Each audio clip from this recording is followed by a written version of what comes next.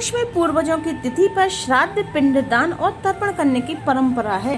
पितृपक्ष में पूरे विधि विधान से पितरों का श्राद्ध करने से उनकी आत्मा को शांति मिलती है और वो अपने वंशजों को सुख समृद्धि का आशीर्वाद देते हैं। मान्यता है कि पितृपक्ष के दौरान हमारे पूर्वज किसी न किसी रूप में हमसे मिलने धरती पर आते हैं। पितृपक्ष में कौवे का विशेष महत्व माना जाता है कि इन दिनों पितर कौवे के रूप में धरती पर आते हैं और जल अन्न ग्रहण करते हैं।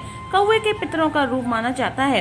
मान्यता है कि श्राद्ध ग्रहण करने के लिए हमारे पितृ कौवे का रूप धारण करके नियत तिथि पर दोपहर के समय हमारे घर आते हैं। पितृपक्ष के दौरान अगर कौवा आपके घर में आकर भोजन ग्रहण करता है तो इसका मतलब ये है कि आपके पूर्वजों की दया दृष्टि आप पर है।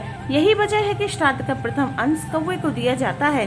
पितृपक्ष के दौरान आपको घर में बहुत सारी लाल चींटियां दिखाई दे तो यह भी पितरों के आसपास होने का संकेत है। माना गया है कि आपके पितर चींटियों के रूप में भी अपने वंशजों से मिलने आते हैं।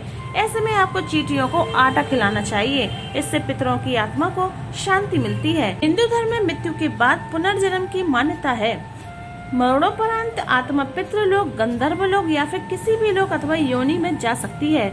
यह उस आत्मा के स्वयं के कर्मों पर निर्भर करता है। उसके पुण्य और पाप से ही आत्मा के लोक या योनि का निर्धारण होता है। लेकिन वे जिस लोक या फिर जिस भी योनि में हो, आपके श्राद्ध का भोजन उन्हें तृप्ति प्रदान करता है।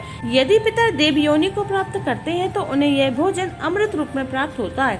गंधर्व लोक में जाने पर उन्हें भोज्य या फिर भोग के रूप में प्राप्त होता है। पशु योनि में हो तो तृण यानी घास रूप में और सर्प योनि हो तो हवा यानी कि वायु रूप में वे तृप्त होंगे।